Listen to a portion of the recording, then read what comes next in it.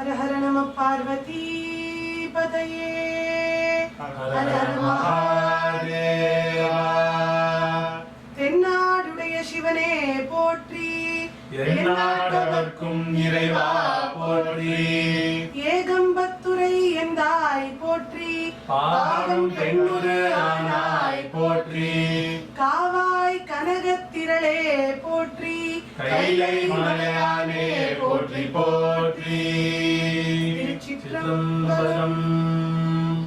சிதம்பரம் க்ஷேத்திரத்துல நடக்கிற ஆனி திருமஞ்சனமும் மார்கழி ஆருத்ராவும் உலக பிரசித்தம். இங்க என்ன ஸ்பெஷாலிட்டி அப்படின்னு பார்த்தோம்னா, நடராஜ மூர்த்தியே, அதாவது அந்த மூலவரே தேர்ல வீதி உலாவர அழக நாம இந்த சிதம்பரம் க்ஷேத்திரத்துல பார்க்க முடியும். நடராஜ பெருமான் சிதம்பரத்துல ஆனந்த தாண்டவம் ஆட ஆரம்பிச்ச உடனே இங்க இருக்கிற தில்லை காளிக்கு ரொம்ப கர்வமா. அதனால நம்ம ரெண்டு பேர்ல யாரோட நடனம் ரொம்ப சிறந்தது அப்படின்னு பார்க்கலாம் அப்படின்னு ஒரு போட்டிக்கு நடராஜர் கூப்பிடுறா. நடராஜரும் காளியோட போட்டி போட ஒத்துக்கிறார். ரெண்டு நிபந்தனைகள் சொல்றார். ஒண்ணு, இந்த போட்டியில யாரு ஜெயிக்கிறாளோ அவதான் இந்த தில்லை க்ஷேத்திரத்துக்கே தலைவரா இருக்க முடியும். யாரு இந்த போட்டியில தோக்குறாளோ அவ இந்த தில்லை ஸ்தலத்தை விட்டே வெளியில போயிடணும் அப்படிங்கிற ரெண்டு நிபந்தனைகளை நடராஜ பெருமான் விதிக்கிறார். காளியும் ஒத்துக்கிறா. ரெண்டு பேருக்கும் நடுவே அந்த நடன போட்டி பிரமாதமா ஆரம்பிக்கிறது. சுத்தி எல்லா முனிவர்களும் தேவர்களும் சிவ கணங்களும் பார்க்க காளியும் நடராஜரும் மாறி மாறி போட்டி போட்டு ஆடுறா. அப்பேற்பட்ட ஒரு எனர்ஜெட்டிக் வைப்ரண்ட் டான்ஸ்னு சொல்வா இல்லையா, பாக்குறவா எல்லாருக்கும் அந்த எனர்ஜி டிராவல் பண்ற மாதிரி அப்பேற்பட்ட ஒரு வைப்ரண்ட் காஸ்மிக் டான்ஸ் ஆடுறா ரெண்டு பேரும். இப்படி மாறி மாறி ரெண்டு பேரும் அழகா ஆடிட்டே வரச்ச திடீர்னு நடராஜரோட காது குண்டலம் கண்டு கீழே விழுந்துடுறது.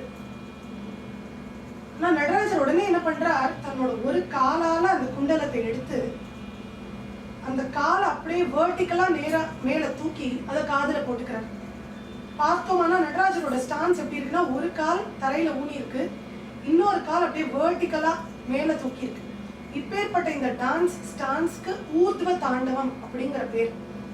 இன்னைக்கும் நீங்க சிதம்பரம் நடராஜர் கோயிலுக்கு போனேன்னா நடராஜர் மூலவர் சன்னதிக்கு நேரா ஏத்தாப்புல அந்த கல் மண்டபத்துல தேர் மாதிரி அமைஞ்சிருக்கும்.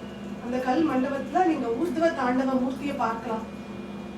இப்படி நடராஜரால இந்த ஊர்த்வ தாண்டவம் பண்ணி குண்டலத்தை காதுல போட்டுட்டார். இந்த பர்டிகுலர் ஸ்டான்ஸ காளியால பண்ண முடியல. தன்னோட தோல்வியை ஒத்துண்டு தில்லை ஸ்தலத்தை விட்டே வெளியில வந்து தில்லை காளியம்மன் எல்லை காளியா பக்தர்களுக்கு அருள் பண்றா.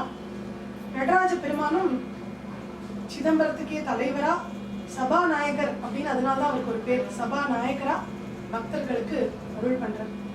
இப்படி காரணி காளியை எதிர்த்து நின்று ஆடிய அந்த ஆனந்த நடம், இந்த ஆடிக்கொண்டார் அந்த வேடிக்கை காண 1000 கண் வேண்டும் அப்படிங்கிற முத்து தாண்டவர். அந்த ஆருத்ரா தரிசனம் போது அந்த மூலவர் தேர்ல வீதி உலா வராரு இல்லையா, எப்பேற்பட்ட அழகுன்னு முத்து தாண்டவர் ரொம்ப அழகா விவரிக்கிறார். 6 நவ மணிமாலைகள் ஆட, ஆடும் அரவம் படம் விரித்து ஆட, சீரணி கொன்றை மலர் கொடையாட, அந்த கொடை வந்து கொன்றை மலரால் ஆன கொடையாம், கொன்றை மலர் கொடையாட, சிதம்பர தேர் ஆட, பேரணி வேதிய தில்லை 3000 பேர்கள், அந்த தில்லையில இருக்கிற 3000 தீட்சிதர்களும் பூஜித்துக் கொண்டு நின்று ஆட, ஆடிக்கொண்டார் இந்த வேடிக்கை காண கண் 1000 வேண்டாமோ அப்படிங்கிற பாட்டு பாடுறார். அந்த பாட்டை இப்போ நம்ம பார்க்கலாம்.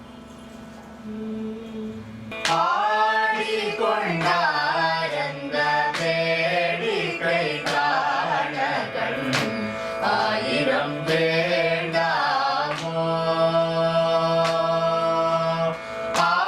ஆடிக்கொண்டார் அந்த வேடிக்கை காண கண் 1000 வேண்டாமோ, ஆடிக்கொண்டார் அந்த வேடிக்கை காண கண் 1000 வேண்டாமோ, ஆடிக்கொண்டார் அந்த வேடிக்கை காண கண் 1000 வேண்டாமோ, கண் 1000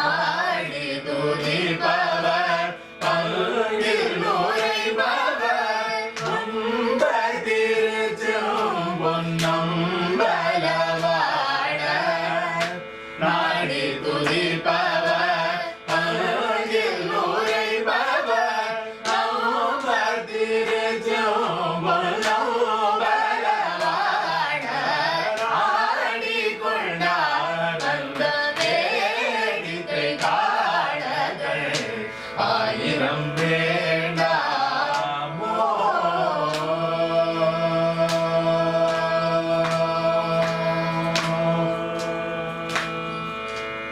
ஆரணவ மணிமாலைகளாட ஆடும் மரவம் படம் விரித்தாட